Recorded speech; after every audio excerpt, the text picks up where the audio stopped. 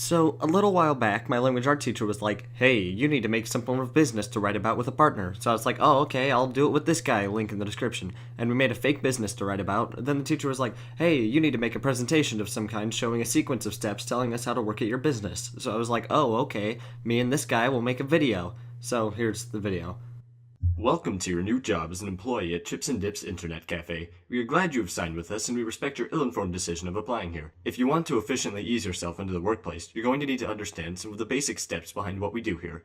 Step 1. At the start of each day, you're going to want to ensure that the door leading into your establishment is unlocked. This will aid those who are attempting to enter and/or exit the cafe. Step 2. After unlocking the doors to your cafe, you're going to want to make sure that all things are in place. If, for instance, one of the tables are missing, or one of the genetically engineered cat girls have managed to have gone out for a run, you're going to want to report this immediately to your locations manager, who should be able to get it sorted out.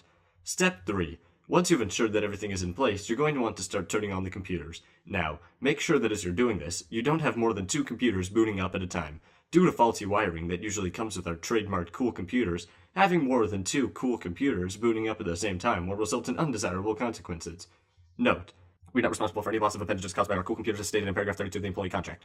Step 4. By now, all of the cool computers should be booted up and ready to use. You'll want to go into each one of them and sign in with your administrator account to make sure there are no problems for the customers. Once you've confirmed that at least 57% of the computers work, power on the administrator computer and mentally prepare yourself for the day. Step 5. Now that at least 57% of the computers work, you're going to want to ensure that all rodents and/or other creatures have been cleared from the food preparation area. Keep in mind, if you miss a creature and it enters the kitchen during the day, add it to today's special.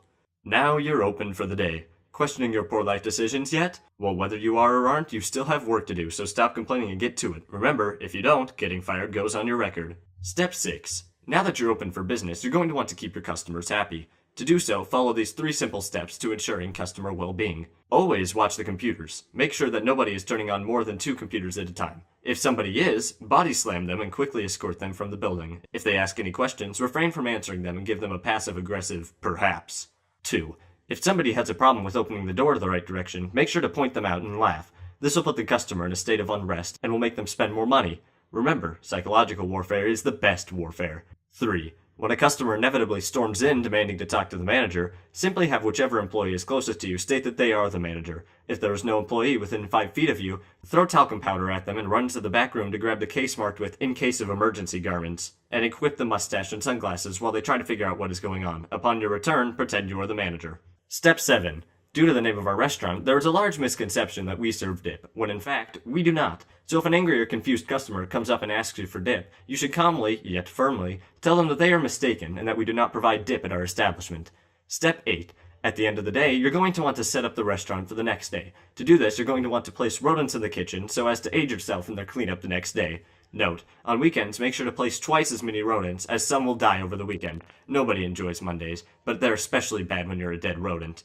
Step 9. Log off and turn off all the cool computers. Make sure to tamper with the wiring so that the percentage of working computers frequently dwindles. Step 10. Make sure that as you leave the establishment, you lock all of the entrances. We don't want another incident like the one back in '07 now, do we? Note: as you are ending your day and going to your home, make sure to avoid the pothole on 34th and 2nd Street. Many have met their untimely demise by the hands of that pothole, and until you make it home, we are legally liable for you. That's going to conclude your employee handbook. You should now be prepared to work for Chips and Dip.